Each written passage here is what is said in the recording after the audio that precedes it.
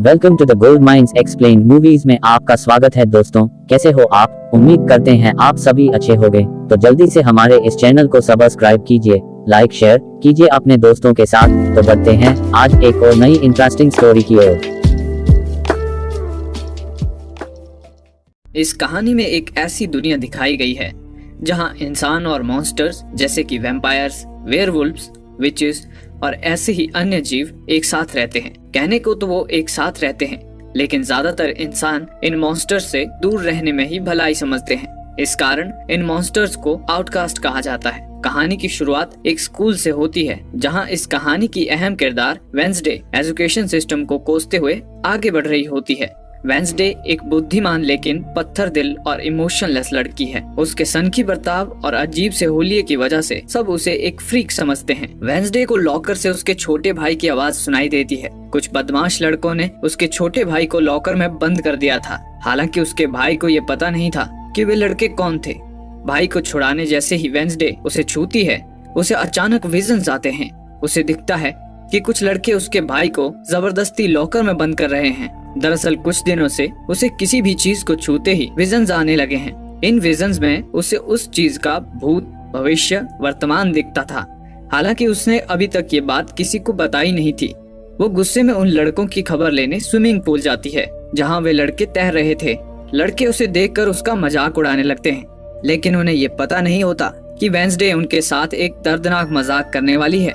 Wednesday खून की प्यासी पिराना मछलियों को पूल में छोड़ देती है। वो मछलियां उन लड़कों का पिछवाड़ा चबा जाती हैं। ये दर्दनाक नजारा देखकर वेंसडे के चेहरे पर एक खूंखार मुस्कान उभर आती है, लेकिन उसकी इस हरकत की वजह से उसे स्कूल से निष्कासित कर दिया जाता है। इसके बाद वेंसडे के माता पिता उसका दाखिला नेवरमोर एकेडमी में करवाते हैं। नेवरमोर नाम का ये स्कूल बाकी स्कूलों से काफी अलग है, क्योंकि इस स्कूल में सिर्फ आउटकास्ट बच्चे ही पढ़ाई करने आते थे। वेंसडे के माता पिता ने भी इसी स्कूल से शिक्षा प्राप्त की थी। हालांकि वेंसडे उनके इस फैसले से नाराज है। उसे लगता है कि ये स्कूल भी बाकी स्कूलों की तरह ही बेकार होगा।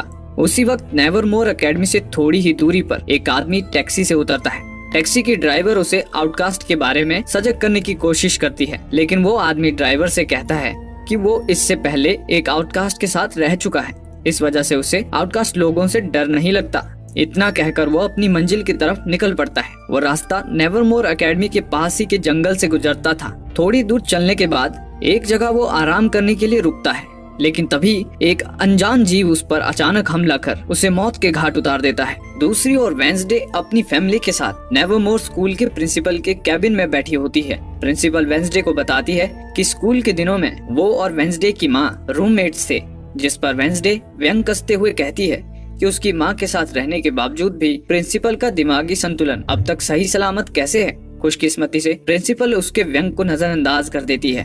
पिराना वाली घटना के बाद कोर्ट ने वेंसडे के दिमागी संतुलन को ठीक करने के लिए उसे किसी साइकेट्रिस्ट से इलाज कराने का आदेश दिया था। प्रिंसिपल बताती है कि नेवरमोर एकेडमी से लगे शहर जेरिको में डॉक्टर वेलेरी नाम की साइकेट्रिस्ट है। वेंसडे को वहाँ हफ्ते में 2 दिन थेरेपी सेशन के लिए ले जाया जाएगा। इसके बाद प्रिंसिपल वेंसडे को उसका कमरा दिखाने ले जाती है। वहाँ प्रिंसिपल वेंसडे का परिचय उसकी रूममेट इनिड से करवाती है। इनिड का नेचर वेंसडे से ठीक विपरीत होता है। वो एक खुशमिजाज स्वभाव की प्यारी लड़की है। उसने अपना कमरा विविध रंगों से सजाया होता है, लेकिन वेंसडे को रंगों से चिढ़ होती है। इस वजह से जब वो अपना रंगीन कमरा देखती है तो उसका मूड खराब हो जाता है। स्कूल ने वेंसडे की पसंद ध्यान में रखते हुए उसके लिए एक ब्लैक एंड व्हाइट कलर की यूनिफॉर्म तैयार की होती है। इसके बाद इनिड उसे स्कूल घुमाने ले जाती है। इनिड वेंसडे को स्कूल में पढ़ रहे आउटकास्ट स्टूडेंट्स के बारे में बताती है। वो बताती है कि स्कूल में ज्यादातर विद्यार्थी 4 ग्रुप्स में बंटे हुए हैं। पहले हैं वैम्पायर्स, दूसरे हैं वेयरवुल्व्स। इनिड बताती है वो खुद भी एक वेयरवुल्फ है। इसके बाद आते हैं साइरन, जिनके पास अपनी आवाज से दूसरों को वश में करने की शक्ति होती है। और आखिर में आते हैं गॉर्गोन्स, जिनके पास किसी को भी पत्थर में बदलने की शक्ति होती है। स्कूल में दूसरे आउटकास्ट स्टूडेंट भी हैं, लेकिन ज्यादातर स्टूडेंट्स इन्हीं 4 आउटकास्ट से आते हैं। कुछ देर बाद वेंसडे के माता पिता उससे विदा लेते हैं। जाने से पहले वेंसडे की माँ वेंसडे से कहती है कि वो गलती से भी यहाँ से भागने की कोशिश ना करे, जिस पर वेंसडे बदतमीजी से कहती है वो वहाँ से जरूर भागेगी और शायद ये उन दोनों की आखिरी मुलाकात है। जाने से पहले वेंसडे के माता पिता वेंसडे पर नजर रखने के लिए एक हाथ को छोड़ जाते हैं, जिसका नाम होता है थिंग। थिंग वेंसडे के फैमिली मेंबर की तरह ही है। दूसरी ओर जंगल में पुलिस को उस आदमी की लाश मिलती है जो कुछ वक्त पहले टैक्सी से उतरा था। उसके शरीर के हिस्से इधर उधर बिखरे पड़े होते हैं, साथ ही कुछ हिस्से गायब होते हैं। इससे पहले भी शहर में इसी तरह से 2 हत्याएं हो चुकी हैं और शेरिफ को पूरा यकीन था कि इन हत्याओं के पीछे नेवरमोर एकेडमी के ही किसी आउटकास्ट का हाथ है, लेकिन कोई सबूत न होने की वजह से वो चुप बैठा था। दूसरी ओर एक दूसरे से विपरीत स्वभाव की वजह से वेंसडे और इनिड लड़ रही होती हैं। तभी बॉटनी टीचर यानी फूल पौधों के बारे में पढ़ाने वाली टीचर वेंसडे से मिलने आती है। वो नेवरमोर में पढ़ाने वाली इकलौती इंसान थी। वो उन दोनों का झगड़ा सुलझाती है और वेंसडे को वेलकम के तौर पर एक फूल देकर वहाँ से चली जाती है। अगले दिन वेंसडे तलवारबाजी का अभ्यास करने जाती है। वहाँ बियांका नाम की लड़की पहले से अभ्यास कर रही थी। बियांका एक सायरन है। सायरन वो आउटकास्ट होते हैं जो अपनी आवाज से दूसरों को अपने वश में कर सकते हैं। बियांका स्कूल की सबसे पॉपुलर हस्ती है। वो पढ़ाई के साथ साथ बाकी एक्टिविटीज में भी काफी होशियार है। बियांका तलवारबाजी में रोवन नाम के लड़के को हराती है और घमंड से टीचर को पूछती है कि क्या यहाँ कोई ऐसा तलवारबाज नहीं है जो उसे हरा पाएगा। ये सुनते ही वेंसडे उसे चैलेंज करती है। इसके बाद उन दोनों के बीच तलवारबाजी शुरू होती है। वेंसडे काफी फुर्ती से पहला पॉइंट अपने नाम करती है, तो वहीं दूसरा पॉइंट बियांका अपने नाम करती है। साथ ही वो वेंसडे को ये कहकर उकसाती है कि उसे मिला हुआ पॉइंट तो बिगिनर लक था। ये सुनते ही गुस्से से पागल हो चुकी वेंसडे उसे आखिरी राउंड बिना हेलमेट के लड़ने के लिए चैलेंज करती है। इस राउंड में जो अपने प्रतिस्पर्धी का खून सबसे पहले निकालेगा वही विजेता घोषित होगा। दोनों में काफी तगड़ी फाइट होती है, लेकिन अंत में बियांका वेंसडे को माथे पर एक घाव देकर जीत जाती है। इस हार से वेंसडे बौखला जाती है। जब वो अपने घाव पर मरहम पट्टी कर वहाँ से जा रही होती है, तभी छत पर लगी पत्थर की मूर्ति उस पर गिरने लगती है। ऐन वक्त पर जेवियर नाम का लड़का उसे बचा लेता है। होश में आने पर वो जेवियर को अपने पास बैठा देखती है। उसका शुक्रिया अदा करने के बजाय वेंसडे उससे कहती है कि वो खुद को बचाने में सक्षम थी। थिंक हर पल वेंसडे पर अपनी नजर गड़ाए हुए था, लेकिन जब वेंसडे अपने कमरे में नोवेल लिख रही होती है तभी उसे थिंक के वहाँ होने का आभास होता है। वो उसे पकड़ती है और उसे उसकी उंगलियां काटने की धमकी देती है। फिर वो थिंक से कहती है कि अगर वो अपनी उंगलियां बचाना चाहता है तो उसे वेंसडे के लिए काम करना पड़ेगा। डर के मारे थिंक मान जाता है। वेंसडे स्कूल से भागने का प्लान बना रही होती है और वो इसमें थिंक को भी शामिल कर लेती है। अगले दिन वो प्रिंसिपल के साथ थेरेपी सेशन के लिए साइकेट्रिस्ट के पास जाती है। हालांकि वो साइकेट्रिस्ट के भरसक कोशिश करने के बावजूद भी उसके साथ कुछ शेयर नहीं करती। उसके दिमाग में कुछ और ही चल रहा था। वो बड़ी चालाकी से बाथरूम के रास्ते वहाँ से भागने में कामयाब हो जाती है। वहाँ से भागते वक्त वो एक फल बेचने वाले आदमी से टकरा जाती है। टकराते ही उसे उस आदमी की भविष्य में होने वाली मौत का विजन दिखाई देता है। जाते जाते वो एक कॉफी शॉप में कॉफी पीने रुकती है। वहाँ उसकी मुलाकात शेरिफ के बेटे टाइलर से होती है जो उस कॉफी शॉप में काम करता था। वेंसडे कॉफी की मांग करती है, लेकिन कॉफी मशीन में कुछ गड़बड़ी आई थी और मशीन को ठीक कराने की इंस्ट्रक्शन मैनुअल की किताब इटालियन में थी जो टाइलर को पढ़नी नहीं आती थी। तब वेंसडे, जिसे इटालियन पढ़ना आता था, वो मशीन ठीक करने में उसकी मदद करती है। बदले में वो उसे बस स्टैंड तक लिफ्ट देने के लिए कहती है। टाइलर को काम। एक छोटी सी रिक्वेस्ट है आप दोस्तों से, अगर आपको हमारी ये वीडियो जरा सी भी अच्छी लगती है तो कमेंट बॉक्स में अपना नाम और किस देश किस शहर से आप हमारी वीडियो देख रहे हैं जरूर टाइप कीजिए, जिससे हमारा हौसला और भी बढ़ता है। और हमारे चैनल को सब्सक्राइब करने में जरा सी भी कंजूसी मत कीजिए। अपने दोस्तों के साथ हमारी वीडियो को लाइक शेयर कीजिए। तो आइए बढ़ते हैं इंटरेस्टिंग वीडियो की ओर। काम होने की वजह से वो उसे वहाँ थोड़ी देर इंतजार करने के लिए कहता है। तभी कुछ नॉर्मल इंसानी लड़के वहाँ आते हैं और वेंसडे की नेवरमोर की यूनिफॉर्म देखकर उसके साथ बदतमीजी करते हैं। दरअसल शहर में ज्यादातर लोग आउटकास्ट से नफरत करते थे और आउटकास्ट का शहर में आना उन्हें पसंद न था। हालांकि वेंसडे उन लड़कों की पिटाई कर उन्हें अच्छा सबक सिखाती है। तभी शेरिफ और प्रिंसिपल वहाँ आते हैं। शेरिफ वेंसडे का नेम एडम्स है, ये जानते ही उसे कहता है कि उसके पिता को मर्डर के लिए सलाखों के पीछे होना चाहिए था, लेकिन वो पैसों के दम पे खुला घूम रहा है। शेरिफ वेंसडे को चेतावनी देता है कि वो हमेशा उस पर नजर रखेगा। फिर प्रिंसिपल वेंसडे को लेकर वापस स्कूल की तरफ निकल पड़ती है। रास्ते में एक गाड़ी का एक्सीडेंट हुआ होता है जिसका ड्राइवर मर चुका था। ये वही फल बेचने वाला आदमी था जो कुछ देर पहले वेंसडे से टकराया था। बहरहाल वेंसडे का भागने का प्लान फेल हो चुका था। रात में वेंसडे अपना मूड ठीक करने के लिए वायलिन बजाती है। सब उसके इस टैलेंट का आनंद लेते हैं, लेकिन खुद वेंसडे के मूड में कुछ खास सुधार नहीं होता। तभी इनिड वहाँ आती है। आज फुल मून नाइट होती है इस वजह से सभी वेयरवुल्फ चांद को देखकर चिल्ला रहे होते हैं। लेकिन इनिड को नॉर्मल रूप में देखकर वेंसडे उससे पूछती है कि वो अपने वेयरवुल्फ रूप में क्यों नहीं है। इनिड उसे बताती है कि वो अभी पूरी तरह से वेयरवुल्फ बनी नहीं है। वैसे तो उसकी माँ ने उससे कहा है कि वो देर सवेर वेयरवुल्फ बन ही जाएगी, लेकिन उसे चिंता है कि अगर ऐसा नहीं हुआ तो उसे उसकी बिरादरी से निकाल दिया जाएगा और उसे पूरी जिंदगी अकेले ही रहना पड़ेगा। कुछ देर बाद थिंग टाइलर के घर पर जाता है और उसे वेंसडे के साथ वीडियो कॉल पर बात करने के लिए कहता है। वेंसडे उससे पूछती है कि क्या वो अभी भी भागने में उसकी मदद करना चाहता है। बदले में वेंसडे उसे इनाम भी देने की पेशकश करती है। टाइलर कहता है कि वो उसकी मदद करेगा, लेकिन उसे कोई इनाम नहीं चाहिए। अगले दिन शहर में एक फेस्टिवल होने वाला था और वेंसडे उस फेस्टिवल से भागने का प्लान बनाती है। अगले दिन वेंसडे इनिड के साथ फेस्टिवल में पहुंचती है। मौका मिलते ही प्रिंसिपल का ध्यान भटकाकर वो टाइलर के साथ वहां से भागने की कोशिश करती है। जाते जाते वो रोवन नाम के लड़के से टकराती है। रोवन वही लड़का है जिसे बियांका ने उस दिन तलवारबाजी में हराया था। उससे टकराते ही वेंसडे को रोवन की मौत का विजन दिखाई देता है। रोवन काफी जल्दबाजी में जंगल की ओर भाग रहा था। वेंसडे उसे रोकने के लिए उसके पीछे पीछे जंगल में जाती है। ज़ेवियर भी वेंसडे को जंगल में जाते हुए देख लेता है। ज़ेवियर वही लड़का है जिसने उस दिन वेंसडे को उस पर गिरती पत्थर की मूर्ति से बचाया था। जंगल में वेंसडे रोवन को रोकती है और कहती है कि उसकी जान को खतरा है, लेकिन तभी रोवन के चेहरे पर एक कुटिल मुस्कान आती है और वो उल्टा वेंसडे पर हमला कर देता है। वेंसडे को कुछ समझ नहीं आता। तब रोवन वेंसडे को एक ड्राइंग दिखाता है जिसमें वेंसडे की तरह दिखने वाली एक लड़की खड़ी थी और उसके पीछे नेवरमोर जलकर तबाह हो रहा था। रोवन वेंसडे को बताता है कि उसकी माँ भविष्य देख सकती थी और उन्होंने 24 साल पहले ये ड्राइंग बनाई थी। उनकी भविष्यवाणी के अनुसार वेंसडे नेवरमोर को तबाह कर देगी, इसीलिए वेंसडे को मारकर रोवन नेवरमोर को बचाने की कोशिश कर रहा था। इससे पहले कि रोवन वेंसडे को मार डालता, अचानक से एक राक्षस वहां आता है और रोवन को मौत के घाट उतारकर वहां से चला जाता है। अगले सीन में उस जंगल में चारों ओर पुलिस छानबीन करते हुए नजर आती है। वेंसडे ने उन्हें घटी घटना के बारे में बता दिया था, लेकिन हैरानी की बात थी कि उन्हें वहाँ घटी घटना का कोई निशान नहीं मिलता। यहाँ तक कि रोवन की लाश तक नहीं मिलती। शेरिफ वेंसडे से कहता है कि उसे भ्रम हुआ होगा, लेकिन वेंसडे को उसने जो कुछ देखा उस पर पूरा यकीन था। वेंसडे शेरिफ से अकेले में बात करने की इच्छा प्रकट करती है, लेकिन प्रिंसिपल को इस बात से एतराज होता है। वो इसकी इजाजत नहीं देती, पर शेरिफ के फोर्स करने पर वो उन दोनों को 5 मिनट का समय देती है। अकेले में वेंसडे शेरिफ को बताती है कि जंगल में कोई राक्षस है और उसी ने रोवन और बाकी लोगों को मारा है और कोई है जो इन हत्याओं को छुपाने की कोशिश कर रहा है।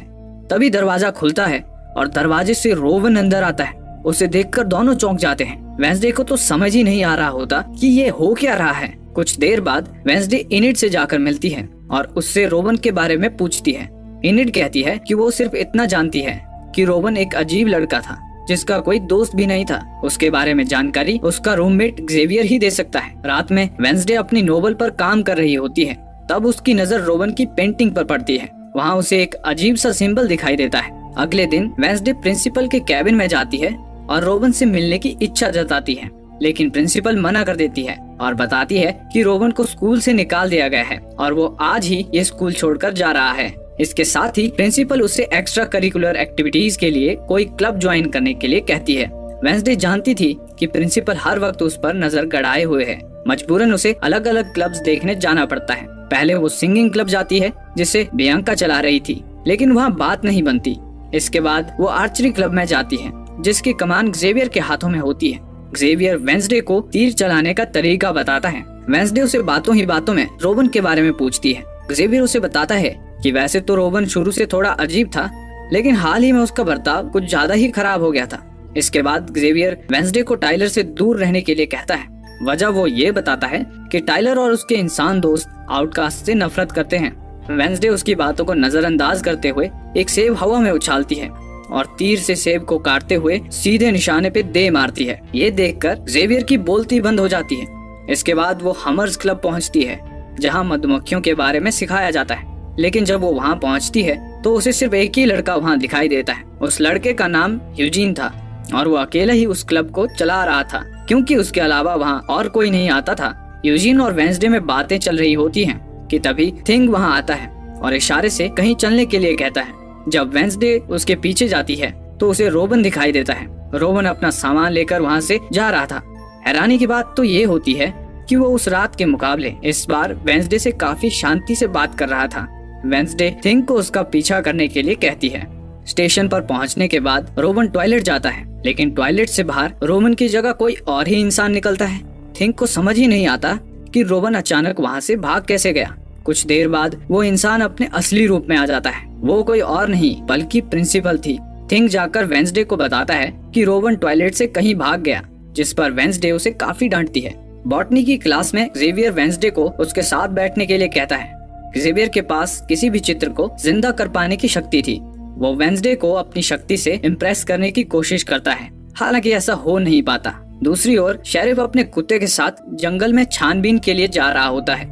टाइलर उसे जंगल के राक्षस के बारे में पूछता है, पर शेरिफ उसकी बातों का जवाब नहीं देता और टाइलर को उसकी साइकेट्रिस्ट से चल रही थेरेपी के बारे में पूछता है।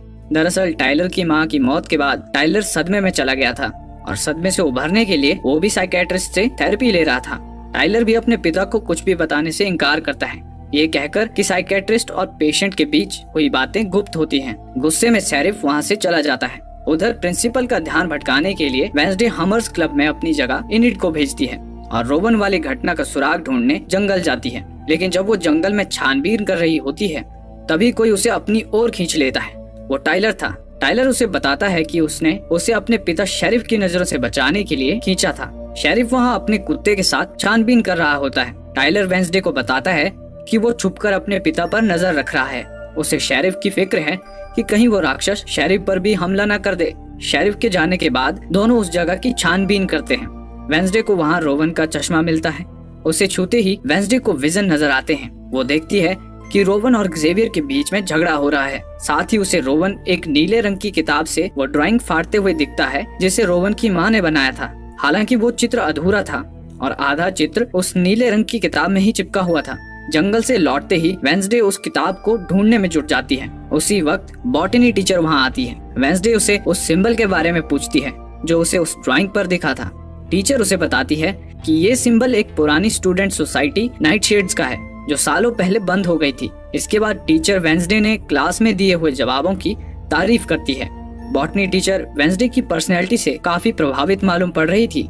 वो जाने से पहले उससे कहती है कि अगर कभी किसी से बात करने का मन करे तो वो कभी भी उसके पास आ सकती है। इसके बाद वेंसडे उस नीली किताब की तलाश जारी रखती है। वो रोवन के पुराने कमरे यानी जेवियर के कमरे में उस किताब को ढूंढने की कोशिश करती है। तभी जेवियर कमरे में आता है। ऐन वक्त पर वेंसडे और थिंक छुप जाते हैं। थोड़ी ही देर में बियांका भी उसी कमरे में आती है। बियांका और जेवियर पहले कपल हुआ करते थे, लेकिन एक बार बियांका ने अपनी सायरन शक्तियों का इस्तेमाल जेवियर पर किया था और इसी वजह से दोनों का ब्रेकअप हुआ था। लेकिन बियांका अभी भी जेवियर को चाहती थी। इसी कारण जेवियर की वेंसडे में बढ़ती दिलचस्पी उसे खल रही थी। वो जेवियर को वेंसडे के खिलाफ भड़काने की कोशिश करती है। हालांकि उसकी बातों का जेवियर पर कुछ खास असर नहीं होता। वेंसडे भी इन दोनों की बातें सुन रही थी। बियांका उसे बताती है कि अगले दिन होने वाले एडगर एलन पोए कंपटीशन में वो वेंसडे की रूममेट इनिड को हराकर वेंसडे को नीचा दिखाने वाली है। जब वेंसडे अपने कमरे में पहुंचती है, तब इनिड कमरे में रो रही होती है। इनिड बताती है कि उसकी टीम की एक लड़की की तबीयत अचानक बिगड़ गई और वो कंपटीशन से बाहर हो गई है। वेंसडे समझ जाती है कि ये सब बियांका का किया धरा है। वो बियांका को अच्छा सबक सिखाने का ठानती है। वो उस लड़की की जगह खुद को टीम में शामिल करने के लिए कहती है। अगले दिन एडगर एलन पो कंपटीशन था। ये कंपटीशन स्कूल के सबसे मशहूर विद्यार्थी एडगर एलन पो की याद में हर साल आयोजित किया जाता था। इस कंपटीशन में पहले नाव से तैरते हुए नदी के दूसरे किनारे जाना होता है। उसके बाद जंगल के अंदर जाकर अपनी अपनी टीम का फ्लैग लेकर वापस लौटना होता है। मजे की बात यह है कि इस प्रतियोगिता में कोई रूल्स नहीं है। बियांका चीटिंग कर पिछले 2 सालों से इस कप को अपने नाम कर चुकी है। अगले दिन प्रतियोगिता शुरू होती है। हमेशा की तरह इस बार भी बियांका ने जीतने का पूरा इंतजाम किया था। साइरन्स के पास पानी में जलपरी या जलपरा बनने की शक्ति होती है। बियांका का एक साइरन साथी वैम्पायर्स की नाव को पानी में डुबोता है। इसके बाद बारी वेंसडे की नाव की होती है, लेकिन वेंसडे पहले से ही तैयारी करके आई थी। वो थिंक को उस साइरन पर जाल फेंकने के लिए कहती है। बियांका का साथी जाल में फंसने की वजह से कुछ कर नहीं पाता और वेंसडे की नाव सही सलामत नदी पार कर लेती है। तट पर पहुंचने के बाद वेंसडे बाकी साथियों को नाव की रक्षा करने के लिए कहती है और खुद फ्लैग ढूंढने जंगल में जाती है। यहाँ तट पर इनिड थिंक की मदद से लड़कों का ध्यान भटकाती है और उन लड़कों के नाव से दूर जाते ही उनकी नाव में छेद करती है। दूसरी ओर वेंसडे फ्लैग तक पहुँच जाती है। लेकिन जैसे ही वो वहाँ की दीवार को छूती है, उसे विजन दिखाई देते हैं जिसमें वेंसडे की तरह दिखने वाली एक लड़की एकाएक उसके सामने आती है और उससे कहती है कि असली चाबी तुम हो।